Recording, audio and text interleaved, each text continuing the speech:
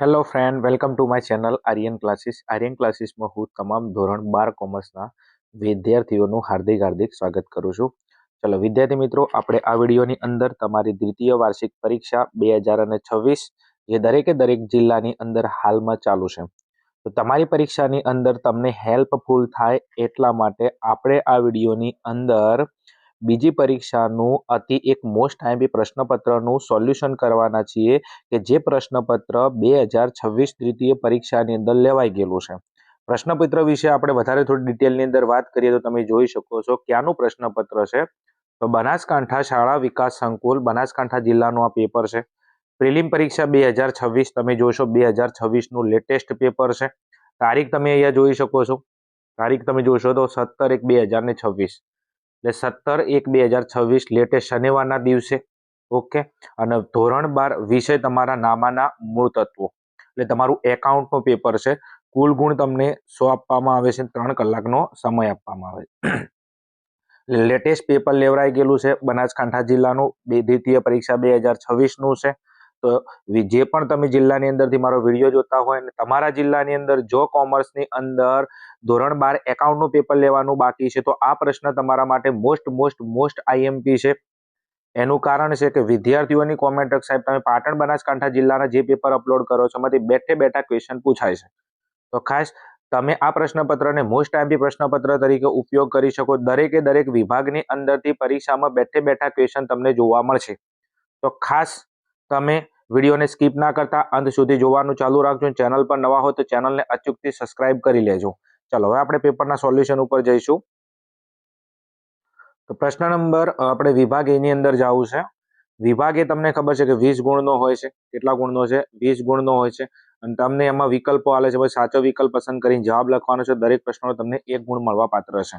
અને વિભાગ એ ની અંદર આગળ વાત કરીએ તો પ્રશ્ન નંબર 1 છે આપણો માતા પિતા અને ગુરુની મૂડીનું પ્રમાણ છે 6:4:2. વિદ્યાર્થી મિત્રો, આ ત્રણ ભાગીદારો છે. એક છે માતા, એક છે પિતા અને એક છે ગુરુ. અને એમનું મૂડીનું પ્રમાણ આપેલું છે 6:4:2. વેચણી પાત્ર નફો 1,20,000 હોય તો માતાને કેટલો નફો મળશે? માતા ભાગીદાર છે. કયા નંબરમાં છે? પ્રથમ નંબરમાં છે. વેચણી પાત્ર નફો 1,20,000 છે, તમે જોઈ શકો છો. બીજું વિદ્યાર્થી મિત્રો, નફો હંમેશા નફા નુકસાનના પ્રમાણમાં વેચવામાં આવે છે. અહીંયા તમે જોશો ઘણા બધા વિદ્યાર્થીઓ બનાસકાંઠા જિલ્લામાંથી પેપર જોતા હોય તો ખાસ ધ્યાન આપજો. અને એની અધર જિલ્લામાંથી પેપર જોતા તો યાદ રાખજો, આ એમસીક્યુ મોસ્ટ આઈએમપી સ્ટાર વાળો એમસીક્યુ છે. ઘણા વિદ્યાર્થીઓ શું કરે છે કે નફા અને મૂડીના પ્રમાણમાં ડિવાઈડ કરીને આવતા રહે કે માતા અને માતાનું પ્રમાણ અહીંયા લઈ લે પ્રથમમાં 6 અને કુલ ભાગીદારો કેટલા? 12 એટલે 6/12. ના વિદ્યાર્થી મિત્રો, મૂડીના પ્રમાણમાં કોઈ દિવસ નફો વેચાય નહીં. મૂડીનું પ્રમાણ આપેલું હોય, નફા નુકસાનનું પ્રમાણ ના આપેલું હોય તો નફો હંમેશા સરખે હિસ્સે વેચવરાય. તો અહીંયા મૂડીના પ્રમાણમાં આપણે નફો નહીં વેચો. તો હવે શું કરશો? તો નફો 1,20,000 છે એને સરખે હિસ્સે વેચી દઈશું, કારણ કે મૂડીના પ્રમાણમાં નફો ના વેચાય. વિદ્યાર્થી તમે આ ભૂલ કરી બેસો છો કે મૂડીના પ્રમાણમાં નફાને વેચી મારો. ના.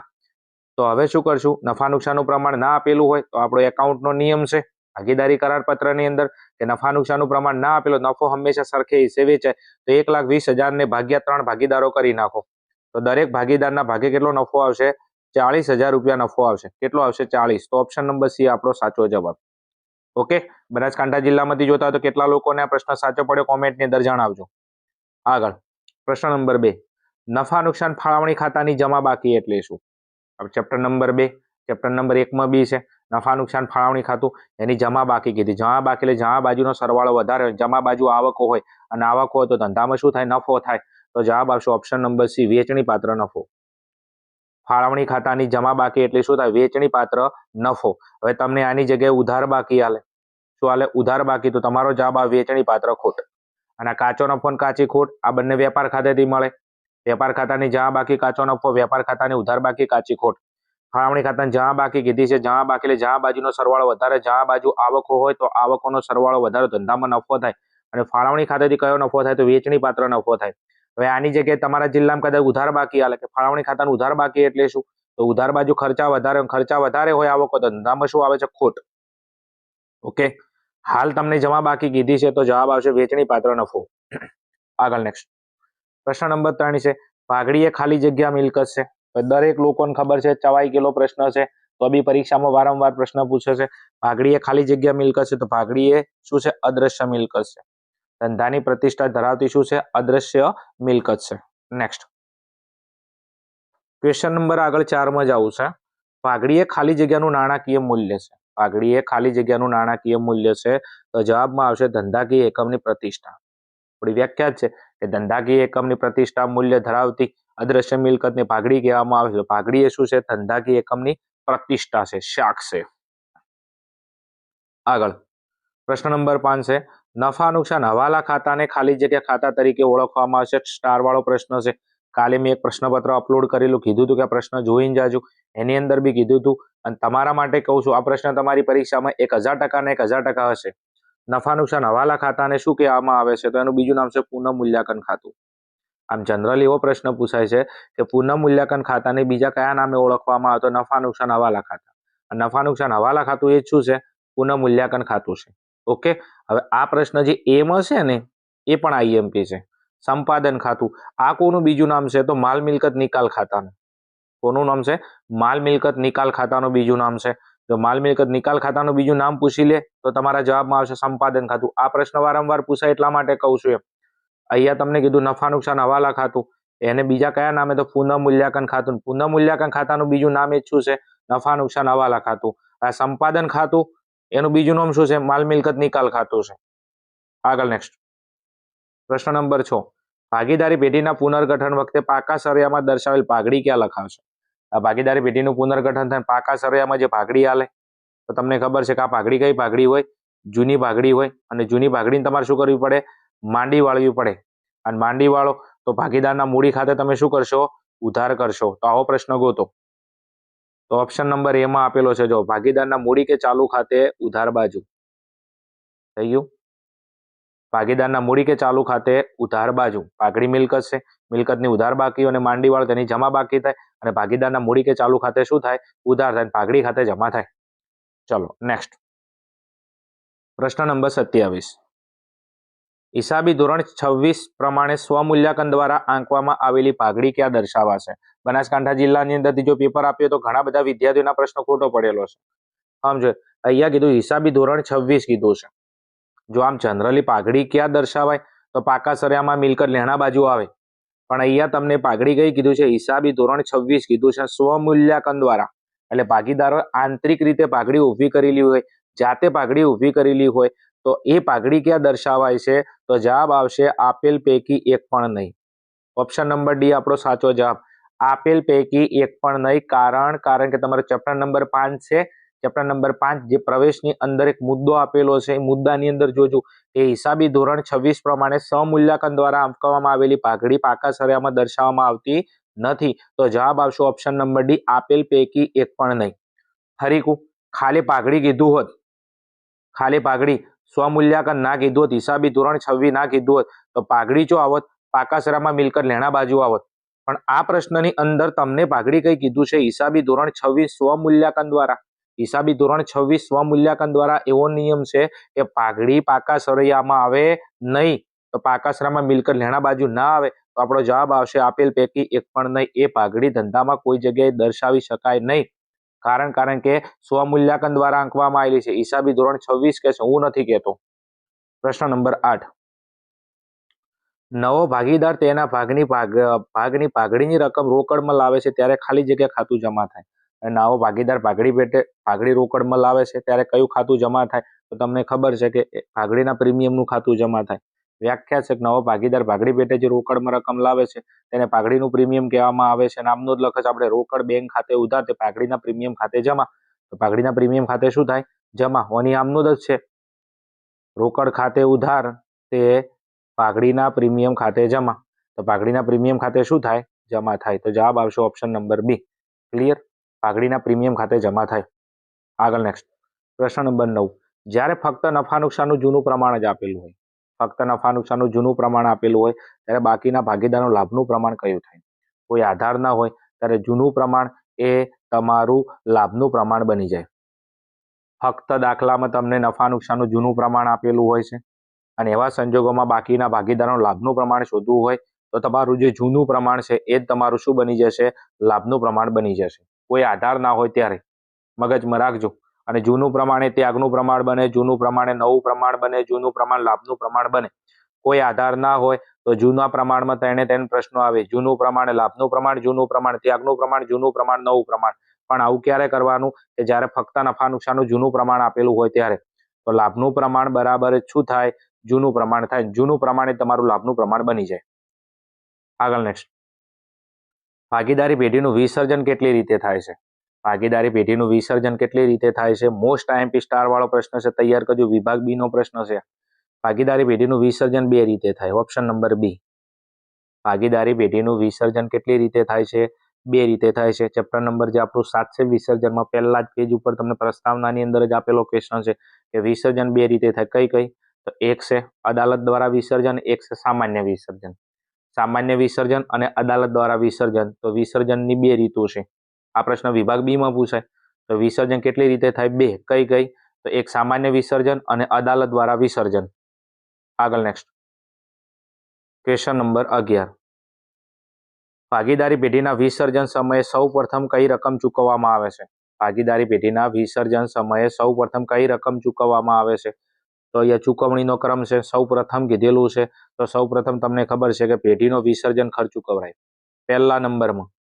અહીંયા સૌપ્રથમ કીધેલું છે તો સૌપ્રથમ કઈ રકમ ચૂકવરાય? વિસર્જન ખર્ચ. અને વિસર્જન ખર્ચ કોને ચૂકવવાનો હોય? પેઢીએ ચૂકવવાનો હોય. કોને ચૂકવવાનો હોય? પેઢીએ. ભાગીદારી પેઢીનું વિસર્જન થાય છે ત્યારે મિલકતો વેચી દેવા ચૂકવવાના હોય છે. પણ આ મિલકતો વેચીને દેવા ચૂકવવા પહેલા સૌપ્રથમ તમારે એ આવકો, જે મિલકતો વેચો જે પૈસા આવે, વિસર્જન ખર્ચ તમારે પહેલો ચૂકવવો પડે. અને આ વિસર્જન ખર્ચ કોને ભોગવવાનો હોય? પેઢીએ ભોગવવાનો હોય. હવે તમને અહીંયા કદાચ આ સૌપ્રથમ કીધું છે, એની જગ્યાએ તમને છેલ્લે પૂછે કે છેલ્લે શું ચૂકવવાનું હોય? તો છેલ્લે આવશે મૂડી.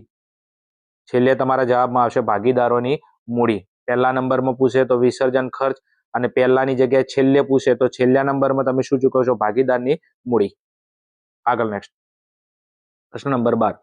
જપ્ત થયેલા શેર ફરીથી બહાર પાડવા મહત્તમ કેટલો વટાવ આપી શકાય? તમને ખબર છે કે કોઈ ભાગીદાર છે, કોઈ શેર હોલ્ડર હપ્તો ના ભરતો હોય તો મળવાના બાકી હપ્તાનો પ્રશ્ન ઊભો થાય, અને હપ્તો ના ભરે એટલે કંપની યોગ્ય કાર્યવાહી કરીને એના શેર શું કરે છે? જપ્ત કરે છે.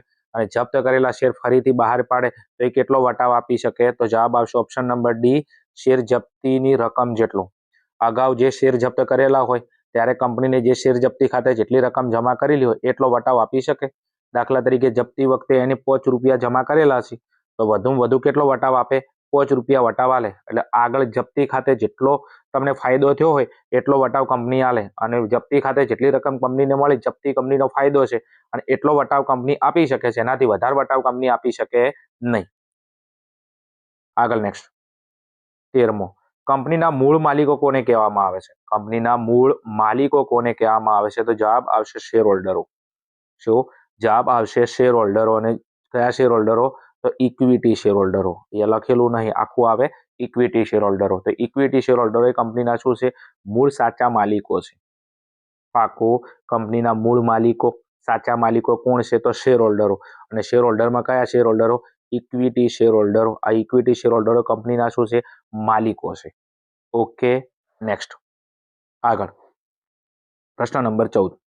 ડિબેન્ચર પરત પ્રીમિયમ ખાતું કયા પ્રકારનું છે? ઘણા બધા વિદ્યાર્થીઓ કદાચ ભૂલ કરી બેસે છે. ડિબેન્ચર પરત પ્રીમિયમ. ડિબેન્ચર પરત પ્રીમિયમ પહેલા એ સમજો તો કંપની જ્યારે ડિબેન્ચર પ્રીમિયમથી પરત કરે છે, ડિબેન્ચર શું કરે છે?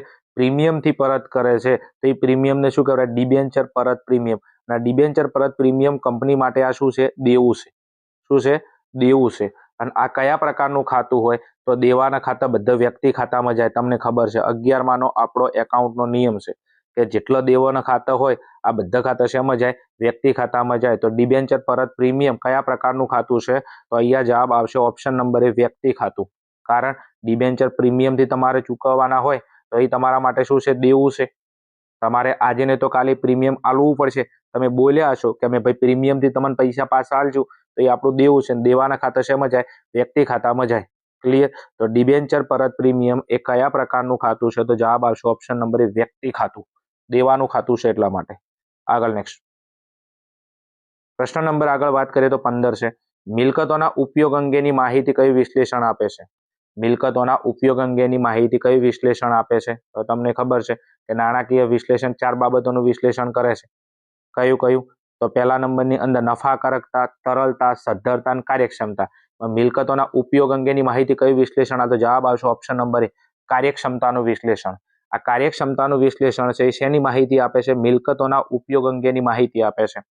એના પછી અહીંયા આ જે નફાકારકતા છે એ શું આલે છે? તો કમાણીની ક્ષમતા. જો તમને આની જગ્યાએ એવો પ્રશ્ન પૂછે કમાણીની ક્ષમતા અંગેની માહિતી કયું વિશ્લેષણ? આ તો નફાકારકતાનું વિશ્લેષણ. આ તરલતા શું છે? તો તરલતા એ તમારી ટૂંકા ગાળાની સદ્ધરતા. અહીંયા એવો પ્રશ્ન પૂછે ટૂંકા ગાળાની સદ્ધરતા અંગેની માહિતી કયું વિશ્લેષણ આલે? તો તરલતાનું વિશ્લેષણ આલે. અને સદ્ધરતા એ શું આલે છે? તો લાંબા ગાળાની સદ્ધરતા. શું આલે છે? લાંબા ગાળાની સદ્ધરતા. પાકું 4 થઈ ગયા. આપણે મિલકતોના ઉપયોગ અંગેની માહિતી પૂછી તો કયું વિશ્લેષણ આવશે? કાર્યક્ષમતાનું વિશ્લેષણ આવશે. ઓકે, ચલો આગળ જઈએ. નેક્સ્ટ પ્રશ્ન નંબર 16, નાણાકીય પત્રકોનું વિશ્લેષણ. નાણાકીય પત્રકોનું વિશ્લેષણ મોસ્ટ આઈએમપી સ્ટાર વાળો પ્રશ્ન. ક્લિયર. શું કરે છે? તો એ અર્થઘટન કરે છે. નાણાકીય પત્રકોનું વિશ્લેષણ શું કરે છે? અર્થઘટન કરે છે. એની વ્યાખ્યા છે કે જે નાણાકીય જે બાબતો છે, શું છે? નાણાકીય બાબતો છે એનું અર્થઘટન કરવાની પ્રક્રિયાને શું કહેવામાં આવે છે? નાણાકીય પત્રકોનું વિશ્લેષણ કહેવામાં આવે છે. તો નાણાકીય પત્રકોનું વિશ્લેષણ એ શું કરે છે? તો એ અર્થઘટન કરે છે. આગળ નેક્સ્ટ પ્રશ્ન નંબર 17, બહુ ડેન્જર પ્રશ્ન, ફેરવીને પૂછી લીધેલો છે પણ આવડે એવો છે. જે લોકો ભણ્યા હશે એમને તો મજા આવે એવો પ્રશ્ન છે. સ્ટોકમાંથી ખાલી જગ્યા બાદ કરવાથી પ્રવાહી મિલકતો મળે. સ્ટોક શામાંથી બાદ કરવાથી પ્રવાહી મિલકતો મળે? તો જવાબ આવશે ચાલુ મિલકતો. આપણને ખબર છે પ્રવાહી મિલકતો. શું? પ્રવાહી મિલકતો. આ પ્રવાહી મિલકતો ક્યારે મળે? તો તમારી જે ચાલુ મિલકતો છે, કઈ મિલકતો? આ ચાલુ મિલકતો છે એમાંથી એક તમે બાદ કરો સ્ટોક અને એક બાદ કરો અગાઉથી ચૂકવેલ ખર્ચા. ચાલુ મિલકતોમાંથી તમે એક સ્ટોક બાદ કરો ને એક અગાઉથી ચૂકવેલા ખર્ચા બાદ કરો, તમને શું મળે? તો તમને પ્રવાહી મિલકતો મળે. સમજો. તો ચાલુ મિલકતમાંથી શું બાદ કરવાથી? સ્ટોક બાદ કરવાથી. અને ચાલુ મિલકતમાંથી તમે સ્ટોક બાદ કરો એટલે તમને કઈ મિલકતો મળે? પ્રવાહી મિલકતો મળે. તો સ્ટોક શામાંથી બાદ કરવાથી પ્રવાહી મિલકતો મળે? તો સ્ટોક તમે શેમાંથી બાદ કરો છો? ચાલુ મિલકતોમાંથી. તો જવાબ આવશે ચાલુ મિલકતોમાંથી. હવે આ સ્ટોકની જગ્યાએ તમને એવું આલે અગાઉથી ચૂકવેલા ખર્ચા આલે. અગાઉથી ચૂકવેલા ખર્ચા શામાંથી બાદ કરવાથી પ્રવાહી મિલકતો મળે? તો એ જવાબ આવશે ચાલુ મિલકતો. કારણ કે આ ચાલુ મિલકતોમાંથી બે વસ્તુ બાદ કરવાની, એક સ્ટોક અને એક આવશે અગાઉથી ચૂકવેલા ખર્ચા. અને ચાલુ મિલકતોમાંથી સ્ટોક અને અગાઉથી ચૂકવેલા ખર્ચા બાદ કરો, તમને કઈ મિલકતો મળે? પ્રવાહી મિલકતો મળે. આગળ નેક્સ્ટ પ્રશ્ન નંબર 18, ગુણોત્તરની રજૂઆત કયા સ્વરૂપે થાય છે? ગુણોત્તરની રજૂઆત કયા સ્વરૂપે થાય છે? પ્રમાણના સ્વરૂપે થાય, ટકાવારીના સ્વરૂપે થાય, સમયના સ્વરૂપે થાય. અને જવાબ આવશે ઓપ્શન નંબર ડી, આપેલ તમામ. ગુણોત્તરની રજૂઆત તમને ખબર છે 5 રીતે થાય છે. તમારા ચેપ્ટરની અંદર બીજા ભાગનું ચેપ્ટર નંબર 5 તમને આપેલું છે. તો ગુણોત્તરની રજૂઆત પ્રમાણના સ્વરૂપે થાય, ટકાવારીના સ્વરૂપે થાય, સમયના સ્વરૂપે થાય. ઓકે, તો જવાબ આવશે ઓપ્શન નંબર ડી, આપેલ તમામ. નેક્સ્ટ પ્રશ્ન નંબર તમારો છે 19, રોકડ પ્રવાહ પત્રકમાં કેટલી પ્રવૃત્તિઓ છે? મોસ્ટ આઈએમપી સ્ટાર વાળો પ્રશ્ન છે. એ અને બી બંનેમાં પૂછાય છે. રોકડ પ્રવાહ પત્રકમાં કેટલી પ્રવૃત્તિઓ છે? તો જવાબ આવશે ઓપ્શન નંબર ડી, 3 પ્રવૃત્તિઓ છે. કઈ? તો પહેલા નંબરમાં છે કામગીરીની પ્રવૃત્તિઓ, બીજા નંબરમાં છે રોકાણની પ્રવૃત્તિઓ અને ત્રીજા નંબરમાં છે નાણાકીય પ્રવૃત્તિઓ. રોકડ પ્રવાહ પત્રકમાં 3 પ્રવૃત્તિઓ છે, કામગીરીની પ્રવૃત્તિઓ, રોકાણની પ્રવૃત્તિઓ, નાણાકીય પ્રવૃત્તિઓ. અને તમને ખબર છે કે આખા સ્વાધ્યાયમાં 3 વિના દાખલા છે. એક કામગીરી પ્રવૃત્તિમાંથી ઉદ્ભવતો રોકડ પ્રવાહ, રોકાણની પ્રવૃત્તિમાંથી ઉદ્ભવતો રોકડ પ્રવાહ, નાણાકીય પ્રવૃત્તિઓમાંથી ઉદ્ભવતો રોકડ પ્રવાહ. તો રોકડ પ્રવાહ પત્રકમાં કેટલી પ્રવૃત્તિઓ છે? 3 પ્રવૃત્તિઓ છે, કામગીરીની પ્રવૃત્તિઓ, રોકાણની પ્રવૃત્તિઓ, નાણાકીય પ્રવૃત્તિઓ. આગળ નેક્સ્ટ પ્રશ્ન નંબર 20, નીચેનામાંથી કોનો નાણાકીય ખર્ચમાં સમાવેશ થાય છે? સ્ટાર વાળો પ્રશ્ન, મોસ્ટ આઈએમપી પ્રશ્ન, વારંવાર પૂછાયેલો પ્રશ્ન છે, ચવાઈ ગયેલો પ્રશ્ન. નીચેનામાંથી કોનો નાણાકીય ખર્ચમાં સમાવેશ થાય? તો જવાબ આવશે વ્યાજનો ખર્ચ. શું છે? વ્યાજનો ખર્ચ. કારણ કે વ્યાજને લગતા બધા ખર્ચા શેમાં આવે? નાણાકીય ખર્ચમાં આવે. પાકું સમજાય છે? નાણાકીય ખર્ચમાં પૂછે તો વ્યાજનો ખર્ચ, કારણ કે વ્યાજને લગતા તમામ ખર્ચા શેમાં આવે? નાણાકીય ખર્ચમાં આવે. ચલો વિદ્યાર્થી મિત્રો, આ હતું આપણો વિભાગ એનું સોલ્યુશન. આઈ હોપ, આશા રાખું છું કે દરેક પ્રશ્ન મેં તમને ચેપ્ટરના અનુસંધાને સમજાવવાની કોશિશ કરી છે. જો તમને વિડીયો હેલ્પફુલ થતો હોય તો કોમેન્ટની અંદર જણાવજો, લાઇક કરજો અને તમારા મિત્રો સુધી શેર કરજો. ચેનલ પર નવા હોય, ચેનલ સબસ્ક્રાઇબ ના કરેલી હોય તો હજી સુધી સબસ્ક્રાઇબ કરજો. કારણ કે પાટણ બનાસકાંઠા જિલ્લામાં જે લેટેસ્ટ 2026ના દ્વિતીય પરીક્ષાના પેપર લેવામાં આવે છે, આપણી ચેનલ પર એનું સચોટ 100% વિશ્વાસપાત્ર સોલ્યુશન તમને પ્રોવાઈડ કરવામાં આવે છે. હું નથી કહેતો, તમે વિડીયો જુઓ છો, ભણો છો તો તમને કંઈક આઈડિયા આવતો હશે કે મારી પદ્ધતિ કેવી છે. સમજે, હું તમને કોઈ ટીક કરીને છોડી નથી મૂકતો. વિડીયો થોડો લોંગ થશે એનું કારણ છે, સમજે, કે આપણે થોડું તમને સમજાવવાની કોશિશ કરું છું ડીપની અંદર એમ. ચલો હળો વિભાગ બી ઉપર જઈએ. બનાસકાંઠામાંથી જોતા હોય તો કહેજો એમ કે વિભાગ એમાં કેટલા પ્રશ્નો તમારા સાચા પડ્યા છે. ચલો વિભાગ બી માં આવતા રહો. નીચે આપેલા પ્રશ્નોના એક વાક્યમાં ઉત્તર લખો. પ્રત્યેકનો 1 ગુણ અને 10 ગુણનો તમારો વિભાગ બી છે. કોઈ વિદ્યાર્થીને એકાઉન્ટમાં 100 માંથી 100 લાવવા હોય તો સાહેબ શું કરવું જોઈએ? તો એ અને બી ની અંદર ચોકસાઈ રાખજો. 100 માંથી 100 આવે કે મારા ઓફલાઈન ક્લાસીસની અંદર 100 માંથી 100 98 99 કેટલાય વિદ્યાર્થીઓને આવે છે. સમજો, તમારે બી આવી શકે છે, પણ થોડી ચોકસાઈ રાખવી પડે. એમાં એ અને બી ની અંદર બહુ ચોકસાઈ રાખવી પડે. ચલો પ્રશ્ન નંબર વાત કરીએ તો 21. અધિક નફો એટલે શું? તો અધિક નફો એટલે શું? તો અધિક નફાની વ્યાખ્યા પૂછી છે. તો સરેરાશ નફાનો અપેક્ષિત નફા પરનો વધારો એટલે અધિક નફો. અધિક નફાની વ્યાખ્યા શું છે? સરેરાશ નફાનો અપેક્ષિત નફા પરનો વધારો એટલે અધિક નફો. આ એની વ્યાખ્યા છે. સમજે, સૂત્ર પૂછેલું હોત તો એવું લખાય સરેરાશ નફો માઇનસ અપેક્ષિત નફો, પણ આ એનું સૂત્ર છે. આપણે વ્યાખ્યા પૂછેલી છે અધિક નફાની, તો તમારે વ્યાખ્યા લખવી પડે. સરેરાશ નફાનો અપેક્ષિત નફા પરનો વધારો એટલે અધિક નફો. ઓકે, આગળ નેક્સ્ટ પ્રશ્ન નંબર 22. ભાગીદારી પેઢીના નફા નુકસાનના પ્રમાણમાં ફેરફાર થાય તો તેને શું કહેવામાં આવે છે? મસ્ત પ્રશ્ન પૂછેલો છે.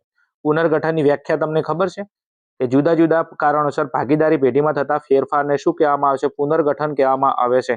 તો આ પુનર્ગઠનની વ્યાખ્યા છે. ભાગીદારી પેઢીમાં નફા નુકસાનના પ્રમાણમાં ફેરફાર થાય તો તેને શું કહેવામાં આવે છે? તો તેને પુનર્ગઠન કહેવામાં આવે છે. એને ભાગીદારીનું શું? પુનર્ગઠન. કારણ કે વ્યાખ્યા છે જુદા જુદા કારણોસર ભાગીદારી પેઢીમાં થતા ફેરફારને ભાગીદારી પેઢીનું પુનર્ગઠન કહેવામાં આવે છે. આગળ નેક્સ્ટ પ્રશ્ન નંબર 23. ભાગીદારની નિવૃત્તિના સંજોગો જણાવો. ભાગીદારની નિવૃત્તિના સંજોગો જણાવો. તો આ તેના તમને સોલ્યુશન વ્યાખ્યા મેં અહીંયા સોલ્યુશન કરેલી છે. જો નિવૃત્તિના સંજોગો તો અહીંયા જોશો તો નિવૃત્તિના સંજોગો કેટલા છે? 2 સંજોગો છે. કયા કયા? તો ભારતીય ભાગીદારી ધારા અનુસાર નિવૃત્તિ. કયું? ભારતીય ભાગીદારી ધારા અનુસાર નિવૃત્તિ. અને ભાગીદારના અંગત કારણોસર સ્વૈચ્છિક નિવૃત્તિ. નિવૃત્તિના સંજોગો કેટલા? 2. કયા કયા? ભારતીય ભાગીદારી ધારા અનુસાર નિવૃત્તિ. બીજું છે ભાગીદારના અંગત કારણોસર સ્વૈચ્છિક નિવૃત્તિ.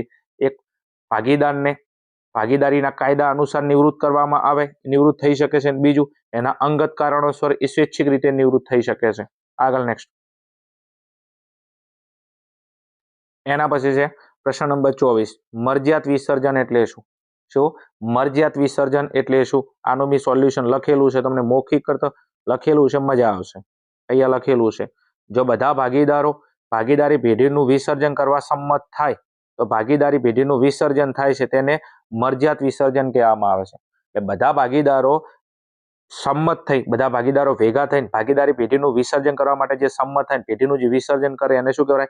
મરજિયાત વિસર્જન. ટૂંકમાં બધા ભાગીદારો પેઢીનું વિસર્જન કરવા શું થાય? સંમત થાય. અને ભાગીદારી પેઢીનું શું થાય છે? વિસર્જન થાય છે. આવા વિસર્જનને શું કહેવાય છે? મરજિયાત વિસર્જન. એની જગ્યાએ તમને ફરજિયાત પૂછી લે. શું પૂછી લે? કે ફરજિયાત વિસર્જન એટલે શું? તો કાયદા દ્વારા જે વિસર્જન કરવામાં આવે છે તેને ફરજિયાત વિસર્જન કહેવામાં આવે છે. કાયદા દ્વારા જે વિસર્જન થઈ જાય એને શું કહેવાય? ફરજિયાત વિસર્જન કહેવાય. પણ મરજિયાત એટલે શું? તો બધા ભાગીદારોની મરજીથી સર્વસંમતિથી જે ભાગીદારી પેઢીનું વિસર્જન થાય એને શું કહેવાય છે? તો એને મરજિયાત વિસર્જન કહેવામાં આવે છે. આગળ વાત કરીએ તો પ્રશ્ન નંબર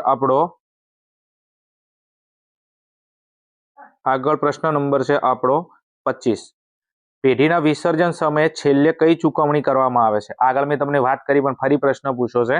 પેઢીના વિસર્જન સમયે છેલ્લે કઈ ચૂકવણી કરવામાં આવે છે? તો છેલ્લા નંબરની અંદર તમને ખબર છે કે મૂડીની ચૂકવણી કરવામાં આવે છે. આપણને ખબર છે કે પેઢીનું જ્યારે વિસર્જન થાય છે ત્યારે છેલ્લા નંબરમાં શેની ચૂકવણી થાય? મૂડીની ચૂકવણી થાય. તમે ચૂકવણીનો ક્રમ યાદ રાખો. જો તમને પ્રથમ પૂછે તો વિસર્જન ખર્ચ ચૂકવવામાં આવે છે, પણ છેલ્લા નંબરમાં કે તો શું ચૂકવવામાં આવે છે? મૂડી કહેવામાં આવે છે. ટોટલ 4 છે. પહેલા નંબરમાં વિસર્જન ખર્ચ છે, બીજા નંબરમાં ત્રાહિત પક્ષના દેવા છે, ત્રીજા નંબરમાં ભાગીદારની લોન છે અને છેલ્લા નંબરમાં શું છે? તો મૂડી ચૂકવવામાં આવે છે. તો અહીંયા આપણે છેલ્લે પૂછેલું છે તો શું આવશે? મૂડી. અને પ્રથમ વાળું તો આપણને ખબર છે વિસર્જન ખર્ચ. આ તો MCQમાં આવી ગયું. ઓકે, ચલો આગળ જાવું છે નેક્સ્ટ પ્રશ્ન નંબર 26. ગીરો ડિબેન્ચર એટલે શું? ગીરો ડિબેન્ચર એટલે શું? એની વ્યાખ્યા ચલો આપણે સોલ્યુશન તમારા માટે કરેલું જ છે મેં. ગીરો ડિબેન્ચર એટલે શું? ચલો પ્રશ્ન નંબર 26 તમારે ગીરો ડિબેન્ચર છે. તો જ્યારે કંપની ડિબેન્ચર દ્વારા નાણાં ઉછીના લે છે, જ્યારે ડિબેન્ચર દ્વારા કંપની શું છે નાણાં ઉછીના લે છે, ત્યારે સામે મિલકતો ગીરો મૂકીને તેના ઉપર સ્થિર કે અસ્થિર બોજ ઉભો કરે છે, તેને ગીરો ડિબેન્ચર કહેવામાં આવે છે. ટૂંકમાં ડિબેન્ચર આ કંપની માટે શું છે? દેવું છે. કંપની જ્યારે ડિબેન્ચરના પૈસા લે છે ત્યારે એની સામે કંપનીની મિલકતો ગીરવે મૂકે છે અને મિલકતો ઉપર સ્થિર કે અસ્થિર બોજ ઉભો કરે છે, એને શું કહેવામાં આવે છે?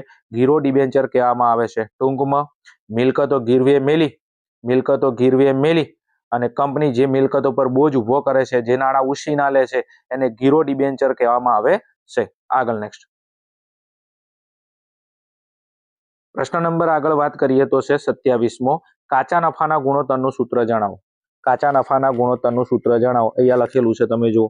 કાચા નફાનો ગુણોત્તર બરાબર કાચો નફો ભાગ્યા ચોખ્ખું વેચાણ ગુણ્યા 100. કાચા નફાના ગુણોત્તરનું સૂત્ર છે તો કાચા નફાનો ગુણોત્તર બરાબર કાચો નફો ભાગ્યા ચોખ્ખું વેચાણ ગુણ્યા 100. આ એનું સૂત્ર છે. એકદમ ઈઝી છે. હવે આની જગ્યાએ તમને કાચા નફાની જગ્યાએ ચોખ્ખો નફાનું પૂછાય કે ચોખ્ખા નફાનો, તો ચોખ્ખા નફાનો ગુણોત્તર બરાબર કાચા નફાની જગ્યાએ લખવાનું ચોખ્ખો નફો ભાગ્યા ચોખ્ખું વેચાણ ગુણ્યા 100. એકદમ ઈઝી છે. કાચા નફાના ગુણોત્તરનું સૂત્ર કાચા નફાનો ગુણોત્તર બરાબર કાચો નફો ભાગ્યા ચોખ્ખું વેચાણ ગુણ્યા 100. આગળ નેક્સ્ટ પ્રશ્ન નંબર 28. કયા ગુણોત્તર દ્વારા કાર્યક્ષમતા મપાય છે? કયા ગુણોત્તર દ્વારા કાર્યક્ષમતા મપાય છે? હવે ગુણોત્તર તમને ખબર છે ગુણોત્તરના 4 પ્રકારો છે. આપણા ગુણોત્તરના મુખ્ય 2 પ્રકારો છે. કયા? પ્રણાલીગત ગુણોત્તર અને કાર્યાનુસાર ગુણોત્તર. કાર્યાનુસાર ગુણોત્તરના 4 પ્રકારો છે. નફાકારકતાના ગુણોત્તર, તરલતાના ગુણોત્તર, સદ્ધરતાના ગુણોત્તર અને કાર્યક્ષમતાના ગુણોત્તર. તો કાર્યક્ષમતાના ગુણોત્તરો 4 હતા. કયા ગુણોત્તર દ્વારા કાર્યક્ષમતા મપાય છે? તો 1 નંબરમાં છે સ્ટોકનો ઉઠલો, બીજા નંબરમાં કાર્યશીલ મૂડીનો ઉઠલો, દેવાદારોનો ઉઠલો અને લેણદારોનો ઉઠલો. આ 4 ગુણોત્તર દ્વારા શું મપાય છે? કાર્યક્ષમતા મપાય છે. કાર્યક્ષમતાના જે ગુણોત્તર છે એ જ તમારે લખવાના છે. કાર્યક્ષમતાના 4 ગુણોત્તર છે: સ્ટોકનો ઉઠલો, કાર્યશીલ મૂડીનો ઉઠલો, દેવાદારનો ઉઠલો, લેણદારોનો ઉઠલો. આ 4 ગુણોત્તર દ્વારા શું મપાય છે? તો કાર્યક્ષમતા મપાય છે. પાકો? રેડી. આગળ નેક્સ્ટ પ્રશ્ન નંબર 29 છે રોકડ અને રોકડ સમકક્ષ એટલે શું? શું કીધું છે? રોકડ અને રોકડ સમકક્ષ એટલે શું? એની વ્યાખ્યા છે તમારું સોલ્યુશન મેં અહીંયા આપેલું છે. જો રોકડ અને રોકડ સમકક્ષ એટલે શું? તો અહીંયા લખેલું છે રોકડ અને રોકડ સમકક્ષ એટલે ટૂંકા ગાળાના ઉચ્ચ પ્રવાહિતા ધરાવતા રોકાણો. રોકડ અને રોકડ સમકક્ષ એટલે ટૂંકા ગાળાના ઉચ્ચ પ્રવાહિતા ધરાવતા રોકાણો. ટૂંકા ગાળાના ઉચ્ચ પ્રવાહિતા ધરાવતા રોકાણોને શું કહેવામાં આવે છે? રોકડ અને રોકડ સમકક્ષ કહેવામાં આવે છે. રોકડ અને રોકડ સમકક્ષ એટલે ટૂંકા ગાળાના ઉચ્ચ પ્રવાહિતા ધરાવતા રોકાણો. નેક્સ્ટ આગળ ચલો એના પછી નેક્સ્ટ આપણો વિભાગ બી નો છેલ્લો પ્રશ્ન છે રોકડ પ્રવાહ એટલે શું? રોકડ પ્રવાહ એટલે શું? આની વ્યાખ્યા એકદમ ઈઝી છે. હું બોલી દઉં છું, સોલ્યુશન બી આપું છું. રોકડ અને રોકડ સમકક્ષની આવક જાવકના પત્રકને રોકડ પ્રવાહ કહેવામાં આવે છે. રોકડ અને રોકડ સમકક્ષની આવક જાવકના પ્રવાહને રોકડ પ્રવાહ કહેવામાં આવે છે. અહીંયા મેં વ્યાખ્યા લખેલી છે જો તમારા માટે રોકડ પ્રવાહની. આ રહ્યું. રોકડ પ્રવાહ એટલે રોકડ અને રોકડ સમકક્ષની આવક જાવક. શું છે? રોકડ પ્રવાહ એટલે રોકડ અને રોકડ સમકક્ષની આવક જાવક. ધંધાની અંદર જે રોકડ અને રોકડ સમકક્ષની જે આવક અને જાવક થાય છે, જે આવક અને જાવકનો જે પ્રવાહ છે એ પ્રવાહને શું કહેવામાં આવે છે? રોકડ પ્રવાહ કહેવામાં આવે છે. રોકડ અને રોકડ સમકક્ષની આવક જાવકના પ્રવાહને રોકડ પ્રવાહ કહેવામાં આવે છે. આગળ નેક્સ્ટ ચલો વિદ્યાર્થી મિત્રો, આ હતું આપણા વિભાગ બી નું સોલ્યુશન. અહીંયા તમે વિભાગ બી ની અંદર પ્રશ્ન નંબર 21 થી લઈ અને જેટલા બી પ્રશ્નો આપ્યા તેનું મેં ફૂલી ડીપમાં સોલ્યુશન આપેલું. ફટાફટ સ્ક્રીનશોટ લઈ લેશો. સોલ્યુશન સાથે છે. સમજો એમ 10 પ્રશ્નો મોસ્ટ આઈએમપી છે. તૈયાર કરીને જાજો. તમારા જિલ્લામાં એકાઉન્ટનું પેપર લેવાનું બાકી છે. 1000% ને 1000% કોશું પેપર મોસ્ટ આઈએમપી છે બનાસકાંઠાનું. તૈયાર કરીને જાજો. આગળ નેક્સ્ટ ચલો એના પછી વિભાગ સી છે. વિભાગ સી માં નીચે આપેલા પ્રશ્નોના ટૂંકમાં ઉત્તર આપો. કોઈ પણ 4, પ્રત્યેકના 3 ગુણ છે અને 12 ગુણનો આપણો વિભાગ છે. તમારે 4 પ્રશ્નો લખવાના છે. દરેક પ્રશ્નનો 3 ગુણ ભાર છે અને 12 ગુણનો આપણો વિભાગ છે. તમને મનગમતા કોઈ પણ તમારે કેટલા પ્રશ્નો? 4 પ્રશ્નો લખવાના. 1ના 3 ગુણ, 12 ગુણનો આપણો વિભાગ. ચલો પ્રશ્ન નંબર 31 તમને આપેલો છે. ચેપ્ટર નંબર 1 નો પ્રશ્ન છે. ફટાફટ સ્ક્રીનશોટ લઈ લેશો. એના પછી ચેપ્ટર જે પ્રશ્ન નંબર 32 છે તમારે ત્યાગનું પ્રમાણ શોધવાનું છે, એકદમ ઈઝી છે. જૂનામાંથી નવું બાદ કરવાનું છે, બંને પ્રમાણ છે, જૂનું પ્રમાણ છે, નવું પ્રમાણ છે. બસ તો આ જૂનામાંથી નવું બાદ કરો, શું મળી જાય? ત્યાગનું પ્રમાણ મળી જાય. પ્રશ્ન નંબર તમને 33 આપેલો છે. નીચેના વ્યવહારોની વિસર્જનના સંજોગોમાં આમ નોંધ લખો. આમ નોંધ લખવાની છે. પ્રશ્ન નંબર 1 છે આવકવેરાની જવાબદારી 60,000 ચૂકવવાની થઈ, જે ચોપડે નોંધેલ નથી. હવે આવકવેરો ચોપડે નોંધેલ નથી, ચૂકવી નાખો. તો માલ મિલકત નિકાલ ખાતે ઉધાર લખી નાખવાની આમ નોંધ કે માલ મિલકત નિકાલ ખાતે ઉધાર તે રોકડ કે બેંક ખાતે જમા. પૂરું. આવકવેરો ચોપડે નોંધેલ નથી તો ચૂકવી નાખો કે માલ મિલકત નિકાલ ખાતે ઉધાર તે રોકડ કે બેંક ખાતે જમા. એના પછી અહીંયા કીધું છે પ્રશ્ન નંબર 2 પરચુરણ લેણદારો છે કેટલા? 1 લાખ. દેવ 25% વટાવી ચૂકવ્યું. તો પહેલા તો એક કામ કરવા, લેણદારોનું ખાતું બંધ કરીને ચો લઈ જવું પડે, માલ મિલકત નિકાલ ખાતે લઈ જવું પડે. લેણદારો આપણો દેવું છે, દેવાનું કઈ બાકી હોય? જમા બાકી. બંધ કરો તો ઉધાર, તો લેણદારો ખાતે ઉધાર તે માલ મિલકત નિકાલ ખાતે જમા. ચલો આ પહેલા ખાતું બંધ કરીને ચોપડે કિંમતે માલ મિલકત નિકાલ ખાતે દેવું 25% વટાવ. 1 લાખના 25% એટલે કેટલા? 25,000. તો દેવું કેટલામાં ચૂકવ્યું? 1,75,000 ચૂકવી દીધું. આમનું જ લખી નાખો માલ મિલકત નિકાલ ખાતે ઉધાર તે રોકડ કે બેંક ખાતે જમા. પૂરું. નેક્સ્ટ પ્રશ્ન નંબર 13 યંત્રની કિંમત 55,000 છે, ભાગીદાર તેને 45,000 લઈ જાય છે. પહેલા યંત્રનું ખાતું બંધ કરીને ચો લઈ જાઓ, માલ મિલકત નિકાલ ખાતે લઈ જાઓ. યંત્ર આપણી મિલકત છે, મિલકતની ઉધાર બાકી હોય, બંધ કરો તો જમા બાકી, તો માલ મિલકત નિકાલ ખાતે ઉધાર તે યંત્ર ખાતે જમા. પહેલા યંત્રનું ખાતું બંધ કરી મામીની ખાતે લઈ જાઓ, તો માલ મિલકત નિકાલ ખાતે ઉધાર તે યંત્ર ખાતે જમા. ભાગીદારને કેટલામાં લઈ જાય છે? 45,000 લઈ જાય છે. ભાગીદાર લઈ જાય તો ભાગીદારના મૂડી કે ચાલુ ખાતે ઉધાર તે માલ મિલકત નિકાલ ખાતે જમા. પૂરું. એના પછી પ્રશ્ન નંબર 34 છે માલ મિલકત નિકાલ ખાતું મોસ્ટ આઈએમપી તમારી પરીક્ષામાં 1000% લખીને આપું છું. આ પ્રશ્ન હશે 34મો તૈયાર કરી નાખો. ચલો એના પછી નેક્સ્ટ 35મો પ્રશ્ન આપેલો છે. બીજા ભાગનું ચેપ્ટર નંબર 2 ડિબેન્ચરના હિસાબો. કંપનીના ચોપડે તમારે આમ નોંધ લખવાની છે, એકદમ ઈઝી છે. ડિબેન્ચર પરત કરવાનો દાખલો છે. એના પછી પ્રશ્ન નંબર 36 શેર અને ડિબેન્ચરનો તફાવત. મોસ્ટ આઈએમપી સ્ટાર વાળો પ્રશ્ન તૈયાર કરી નાખજો. ચલો વિભાગ સી જોઈ લીધો. એના પછી વિભાગ ડી માં આવતારો. નીચેના પ્રશ્નોના માગ્યા મુજબ જવાબ આપો. કોઈ પણ 3, પ્રત્યેકના 4 ગુણ છે, 12 ગુણનો આપણો વિભાગ છે. તમને મનગમતા કોઈ પણ કેટલા પ્રશ્નો? 3 પ્રશ્નો લખવાના છે. ચાલો એમાં પ્રશ્ન નંબર 33 તમને આપેલો છે. 33 તમને ખબર છે તમારા બધાનું પ્રિય ચેપ્ટર ભાગડીનો પ્રશ્ન છે. અધિક નફાની 3 વર્ષની ખરીદીના આધારે ભાગડી નક્કી કરવાની છે. ભાગડીના મૂલ્યાંકનની ટોટલ આપણા જોડે જે પદ્ધતિઓ છે 4, એની અંદરથી અધિક નફાનો દાખલો છે. ફરી પાછો અહીંયા તમને આપેલો છે યોગ્ય સરેરાશનો ઉપયોગ કરવાનો છે. કઈ સરેરાશ? યોગ્ય સરેરાશ. તમે જો નફાનું વલણ વધતું છે 50,000, 60,000, 70,000, 80,000, 90,000, તો યોગ્ય સરેરાશમાં કઈ આવશે? તો ભારી સરેરાશ. કઈ સરેરાશ? ભારી સરેરાશનો દાખલો છે. કેમ? નફાનું વલણ તમે જુઓ વધતું છે 50,000, 60,000, 70, 80, 90 વર્ષક્રમમાં છે. જુઓ અહીંયા કમ્પ્લેટ નફાનું વલણ વધતું હોય ને ઘટતું હોય તો ભારી સરેરાશ આવે. તો ફરી પાછો ભાગડીનો દાખલો છે. મારી દ્રષ્ટિએ તમે 37 ને 38 કમ્પ્લેટ 2 દાખલા ગણી નાખજો. હવે એક રહ્યો, આગળ હડો. નેક્સ્ટ પ્રશ્ન નંબર 39 તુલનાત્મક નફા નુકસાનનું પત્રક તૈયાર કરવાનું છે. એકદમ ઈઝી છે. વેચાણની ઉપજો અન્ય ઉપજોનો સરવાળો કરીને કુલ ઉપજો આવશે. કુલ ઉપજોમાંથી તમારે ખર્ચા બાદ કરવાના છે અને એના પછી આવકવેરા પહેલાનો નફો 30% આવકવેરો છે. વાત થઈ ગઈ પૂરી. 6 કોલમ બનાવવાના છે તુલનાત્મક નફા નુકસાનના પત્રકની અંદર. આગળ હડો. નેક્સ્ટ પ્રશ્ન નંબર 40 તમને આપેલો છે. ચાલુ ગુણોત્તરની ગણતરી કરવાની છે. હવે ચાલુ ગુણોત્તરનું સૂત્ર શું આવે? તો ચાલુ મિલકતો ભાગ્યા ચાલુ દેવા. બસ આ સૂત્ર લખો ને વાત થઈ જાય પૂરી. ચાલુ ગુણોત્તર બરાબર ચાલુ મિલકતો ભાગ્યા ચાલુ દેવા. ચાલુ મિલકતમાં તમે જો આ દેવાદારો, આ લેણી ઊંડી, દેવાદારો લેણી ઊંડી. બીજું તમને ખબર છે કે ચાલુ મિલકતોની ગણતરી કરતી વખતે લેવાદારો લેણી ઊંડીથી કાલખાતાનામાં શું કરવાની? બાદ. તો દેવાદારો લેણી ઊંડીનો સરવાળો કરશો.